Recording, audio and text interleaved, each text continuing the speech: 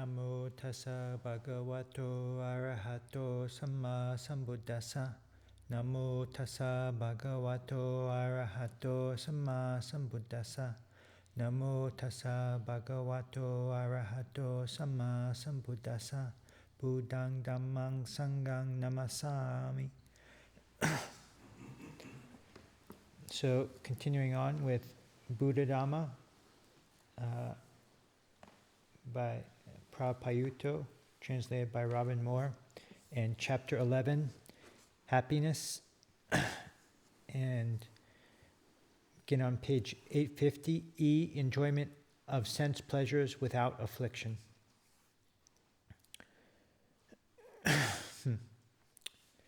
Normally speaking, sense pleasure and more refined kinds of happiness are incompatible. Okay. Begin again. Normally speaking, sense pleasure and more refined kinds of happiness are incompatible. This is because sense pleasure is tied up with arousing and stimulating sense objects, accompanied by agitation and anxiety, and dependent on external things for gratification. Refined happiness, on the other hand, begins with peace of mind. The happiness of jhana, for example, arises when the mind is first secluded from sensuality and secluded from unwholesome states. Therefore, it is difficult for ordinary people to enjoy both sense pleasures and more refined forms of happiness, especially the happiness of jhana, because whatever they delight in, they also tend to attach and indulge in. When they are agitated and confused by the power of sense desire, it is difficult for them to enter into the happiness of jhana. There are many stories of hermits and renunciates falling away from jhana because of an infatuation for sense pleasure. Only when one is a noble being, beginning with stream entry, can one enjoy sense pleasures safely. For this reason, the Buddha repeatedly encouraged people to develop wisdom and have a proper relationship to sense pleasure. Only then can one escape from its power and influence. In the Pasarasi Sutta, the Buddha compares the 5 objects of sense pleasure to a hunter's snare. This teaching pertains to 3 groups of ascetics and Brahmins.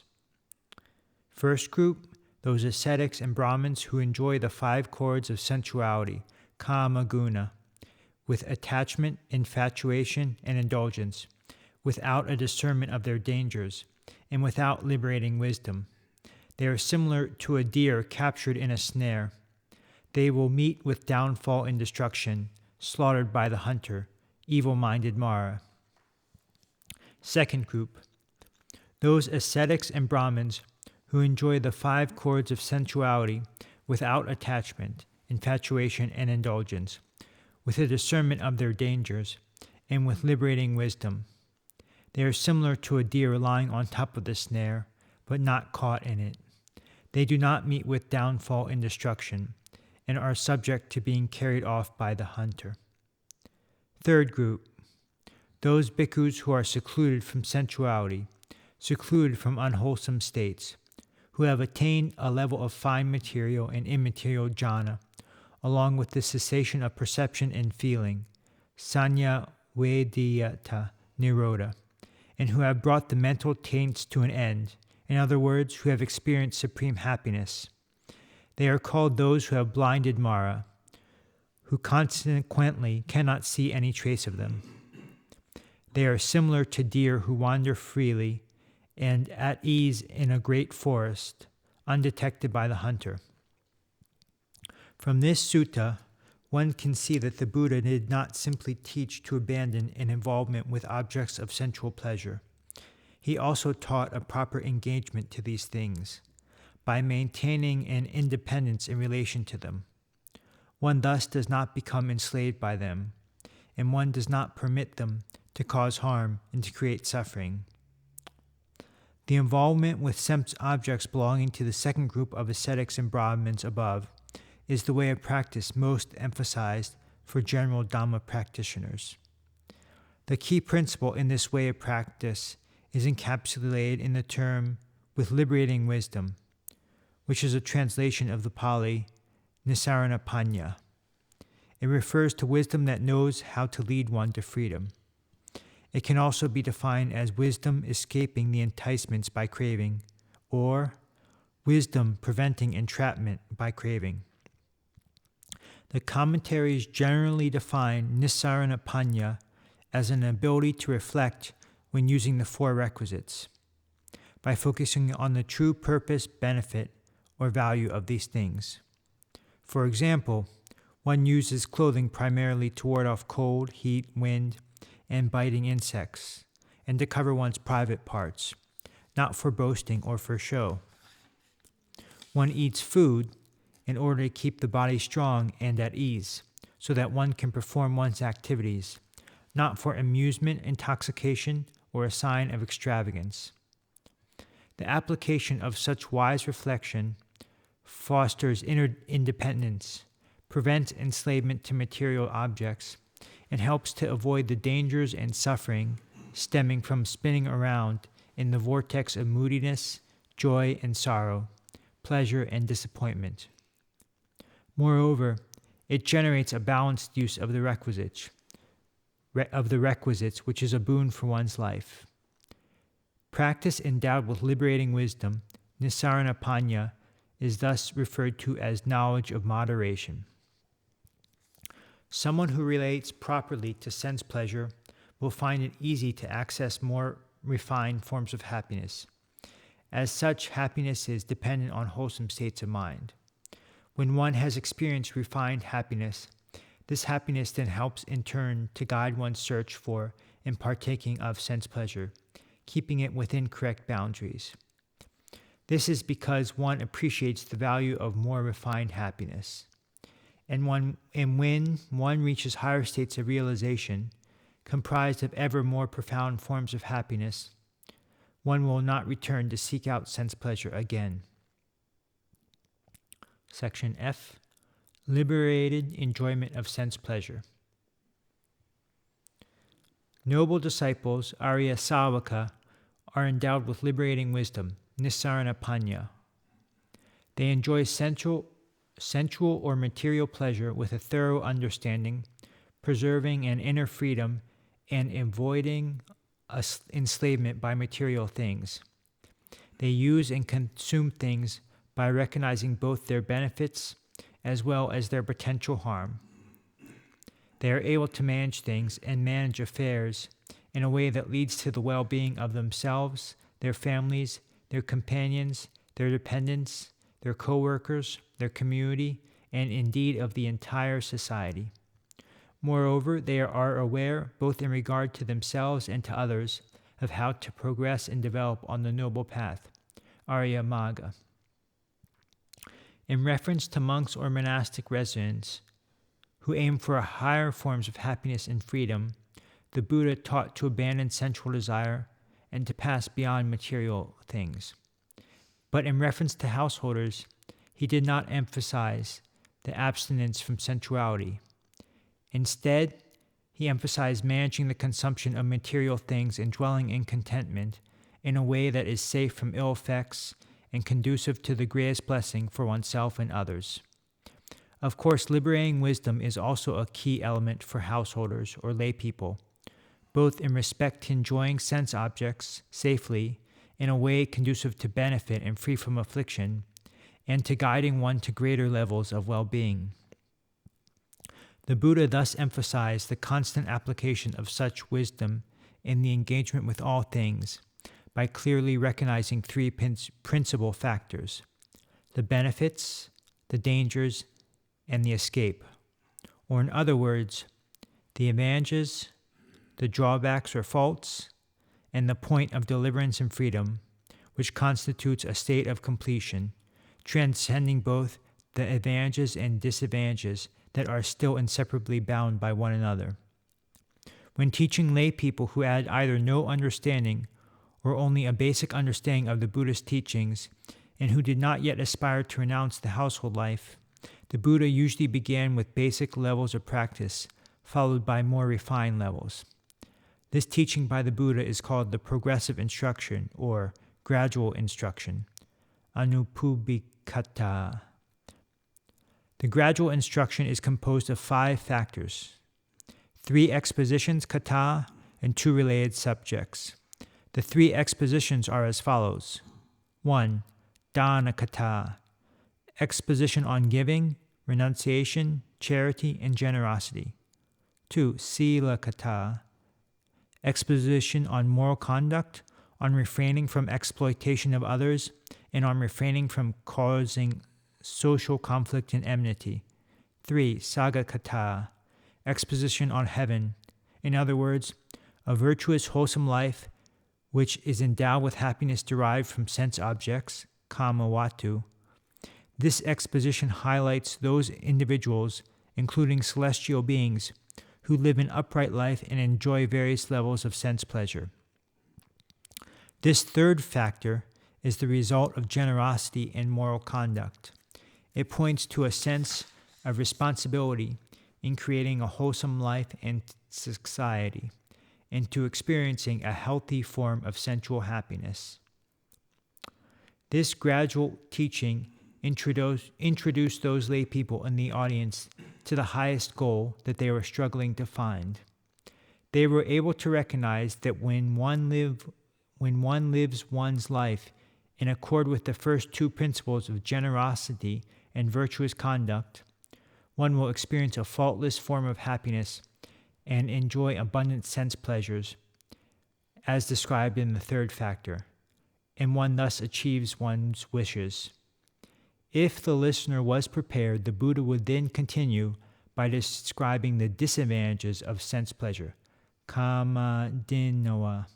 He would explain that however great the pleasure dependent on material objects may be, it still has a drawback or deficiency, paving the way to suffering and loss. When the listener understood this 4th factor well and wished for a way out, the Buddha would describe the benefits of renouncing sense pleasures, nekama nisangsa.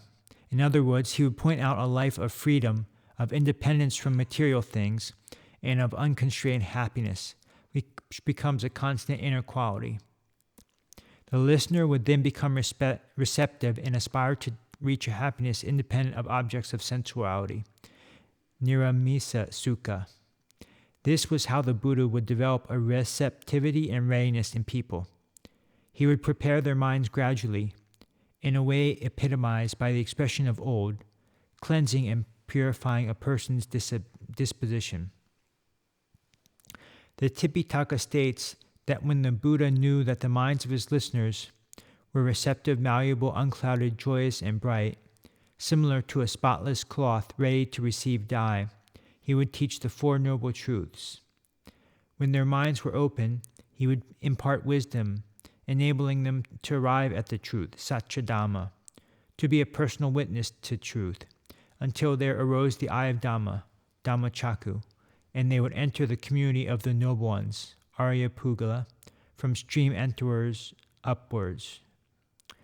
Most of those awakened individuals with the eye of Dhamma continue to live as householders. They still enjoy sensuality, but it is a sensual happiness integrated with the happiness independent of material things, which acts as a guarantee, preventing sensuality from causing harm and indeed generating blessings and virtue. These noble beings act as pillars and exemplars, exercising authority in their communities, and they advance without fail, without decline, on the noble path. In some, however delicious, sparkling, refreshing, remarkable, or desirable sense pleasure, kama sukha, or material happiness, samisa sukha, may be, it still depends on external objects. It is not yet free and independent. It still involves some form of personal attachment and possession. Furthermore, in the insatiable search for sense gratification, other people are bent on pursuing the same objects of pleasure, of which the finest and most desirable are of a limited and inadequate number. People vying for these things treat treat each other with distrust, giving rise to disagreements, conflicts, zealous guarding of possessions, and oppression. If people do not know how to control their desires, this oppression intensifies, leading to increased distress and unbounded destruction. Even if one does own these material things to one's heart's content, they may disappear. And even if they do not disappear, they may lose their appeal, either by undergoing change themselves or as a result of change in the individual. In any case, they must eventually decline and disintegrate. They cannot be sustained in that desirable condition forever, and one must be separated from these things in the end. Hand in hand with sense pleasure comes worry and anxiety. Although people may experience sensual happiness to fulfillment, apart from people's innate insatiability causing problems, that happiness itself is neither secure, reliable, nor replete. It is as if one is plagued by an embedded and infected splinter or barb that causes irritation and annoyance. The pleasure is mixed up with suffering. The future is full of fear and anticipation, the past full of sorrow and regrets. It is not a pure, faultless, spacious, and complete form of happiness. Although more refined forms of happiness are internal, independent, pure, and harmless, if one's enjoyment of this happiness is still mixed with mental defilement, one may succumb to indulgence, giving rise to heedlessness and neglect. One's responsibilities and the well-being of one's community will be undermined. Moreover, one may fall back to indulging in material pleasure and forget to put effort into spiritual practice in order to eliminate residual mental impurities, which are the root of suffering. One's practice will thus be faulty and compromised. Therefore, both sensual happiness and happiness independent of material things experienced by those who still have mental defilements is not yet truly free or complete, because these people harbor a sense of self that gets caught up with things. They have not yet eradicated the root of suffering. They must engage in spiritual cultivation until they arrive at the destruction of the taints, asawakaya, the state free from suffering, by which one does not grasp at anything, and nothing sticks to the mind, just as water does not stick to a lotus leaf. A person's body lives in the world, but the mind transcends the world. One passes beyond both suffering and the happiness dependent on sensation,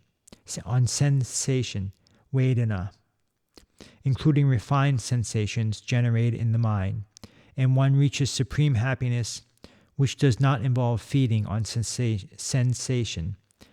This happiness is completely satisfying, and it is complete in itself. It can be compared to perfect physical health. Nothing disturbs or irritates the mind. It is clear, calm, pure, bright, and at ease. When one has reached utter and total freedom, and there is no self to get entangled in anything, one is happy in every situation, and nothing remains to be done in respect to personal desires. If one seeks out happiness, this is done for the sake of the world, for the well-being and happiness of all beings. This is the supreme happiness of freedom from suffering. It lies beyond the reach of affliction, and it constitutes the highest goal of every human being. Despite the drawbacks and disadvantages of sense pleasure, it is still one form of happiness which has a bearing on the majority of people. Because of its potential for causing suffering, both for individuals and for society, it is very important to guard against and to rectify any harm that it creates. In sum, sense pleasure must be managed carefully, and people ought to be encouraged to develop themselves in order to experience higher forms of happiness. So, that's the reading for today.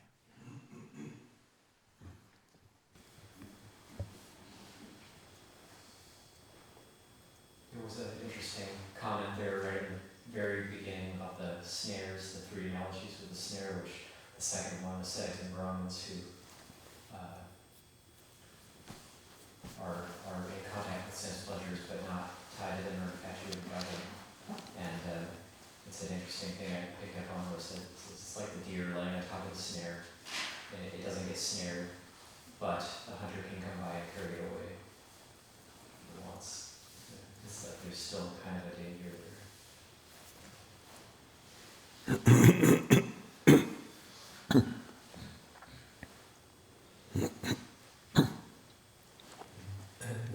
That same one was something that picked up my attention just because sometimes it seems like you see, like modern day practitioners who will pick up on that theme and say, well, sense pleasures are here. Just it's just fine to engage in them as long as you don't get attached, which has an element of truth to it. But sometimes I'm not sure that people pick up and use that in the right way. Use it as kind of like a dismissal of the potency of getting attached. How easy it is to get attached. You can't just sort of blithely say, okay, well, I'm just going to enjoy everything I want to enjoy, and because I'm not attached to it. Sometimes ignores the danger in comments and poems. That is a trend. Yeah, I mean, in that sense of, you hear it all the time, and Ajahn Chah sort of it's true, but it's not right. In the sense of, there's an element of truth to that, but the reality is, it's like the story of Ajahn Chah talking to the monk who was going to use money without being attached to it. And he said, yeah, well, if you can, take I can't remember the measurement, but it's like a basket full of salt in it, eat that and not experience saltiness, well then good luck. So there is there is an element of because we can conceive of something, and even if we can conceive of it correctly, doesn't necessarily mean that we can experience it. So that sense of conceiving of non-attachment, conceiving of freedom is different than actually experiencing it and living it. So that's. But also in a similar sense, there's another comment that was made later on in that text of the Payutto referring to that in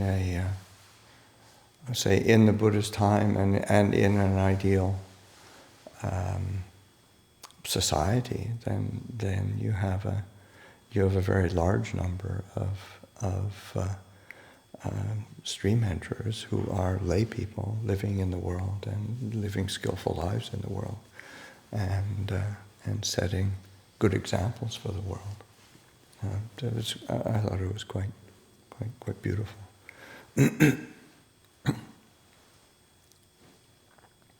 That was, traditionally, that was certainly in the Buddha's time, and in a conceptually ideal world, and that there would be large numbers of people who were stream enterers and who were taking on responsibilities and duties in the world, but being able to live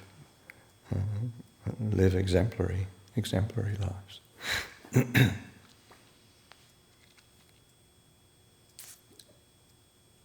tend not to know or realize how strong the mind is attached to sense pleasures until truly unattached, we could step back from sense pleasures and it wouldn't make any difference. Yeah, yeah. But we step back from them and suddenly there's this dissatisfaction Right. that arises. All coming to live in the monastery. You get to see it. Oh, I actually was attached. I didn't think I was. I think also in that same reading, just a little bit, maybe more towards the middle part of it, was the reflection on that the enjoyment without attachment and sense pleasures was essentially based on our reflection of the four requisites. It's just sort of like you use them and you experience a pleasant sensation, but it's all in this very clear moderation, and that sort of like proper moderation is just using the requisites for what they're deemed for. It's sort of like a knock-on effect when you're experiencing the world because you've got the senses and you're functioning within it and you're using the things around. But because the mind is actually quite stable and purified, then you experience well-being because of that, happiness because of that.